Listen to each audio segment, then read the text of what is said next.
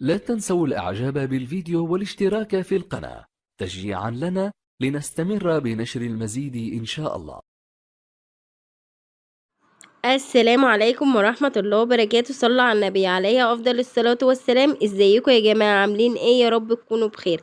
النهاردة هنعمل روتين جميل كده في مطبخ المتواضع. هنعمل معاكم الأكلات الحلوة دي من أول الفطار للغدا. خليكم معانا يا جماعة. أول حاجة أنا دخلت المطبخ كده وحطيت الفول يتدمس زي ما انتوا شايفين. حطيت الأول، غسلت الفول ده أنا نقعاه قبلها بيوم. وبعدين حطيت طماطم وعصرت الليمونة بس، وحطيت نص كوباية عدس اصفر وخل اهو زي ما انتوا شايفين. انا عاملة معاكم قبل كده الفول المدمس. دلوقتي انا جبت عجينة طعمية وبقليها كده للفطار، فطرنا الصبح اهو يا جماعة. عملتها كده اهي وطلعتها. دي الفطار بتاعنا الصبح يا جماعة، الطعمية بتاعتنا السخنة الجميلة. ودي جبنة كانت جايالي يا جماعة، جبنة قريش. شوفوا جميلة قد ايه وطعمها جميل وصحية كمان. خدت قطعة من الجبنة كده هعملها على الفطار، والباقي حطيت عليه ملح وغطيت العلبة وهحطها في التلاجة، احفظها في التلاجة زي ما انتوا شايفين. وبعدين حطيت حتة جبنة كده او قطعة من الجبنة، حطيت عليها شطة وزيت وقطعت طماطم وخيار وقلبت كده وملح وكده اهو. ده فطرنا يا جماعة، فول وجبنة القريش بتاعتنا جميلة وصحية يا جماعة. وادي الطعمية اللي انا قليتها معاكم ومخلل. والف هنا وشفا للفطار. وغسلت المواعين بتاع الفطار ودخلت على الغدا. دي كفتة انا كنت عاملاها معاكم قبل كده في فيديوهات كتيرة، هحطلكوا انا حضرتها ازاي في لينك مثبت يا جماعة. وادي الفول معانا اتدمس وكيسته كده زي ما انتوا شايفين. كيسته كده حطيته في ايه، في اكياس تلاجة وهحفظه. بعد ما ضربته بالهاند بلندر يا جماعة، انا بضربه عشان يبقى جاهز كده زي ما انتوا شايفين. وكان عندي طماطم اهو كمان، انا كان عندي طماطم سويتها برضو، صفيتها زي ما انتوا شايفين وهحفظها في الفريزر برضو اهو يا جماعة. كيلو من الفول عمل لنا قد ايه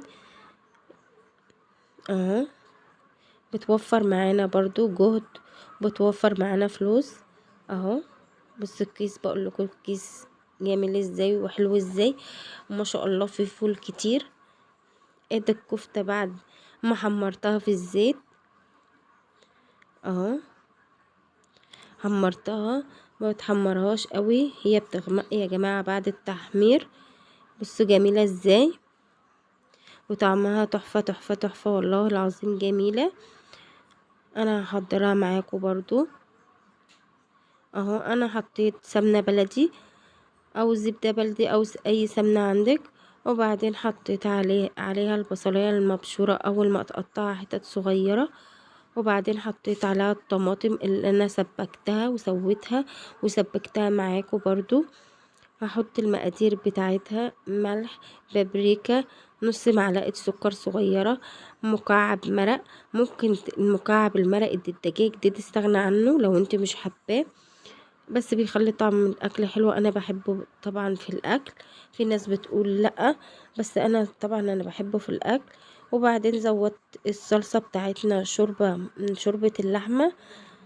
وبعدين انا حطيت الكفتة بتاعتنا زي ما انتوا شايفين. هعمل رز بشعرية زي ما انتوا شايفين جنب الاكل.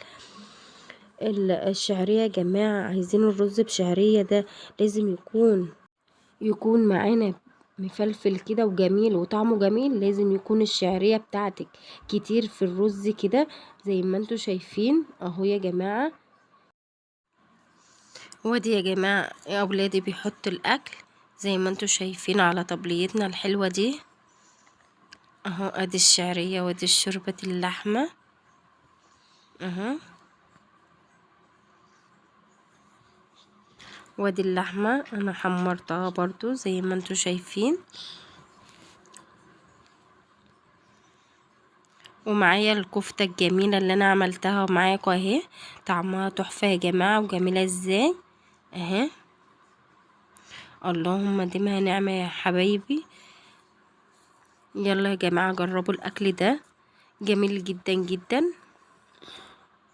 ادي الكفتة بتاعتنا الجميلة، وادي الرز ابو شعرية الجميل اللي احنا مشهورين بيه، جميل جدا ازاي.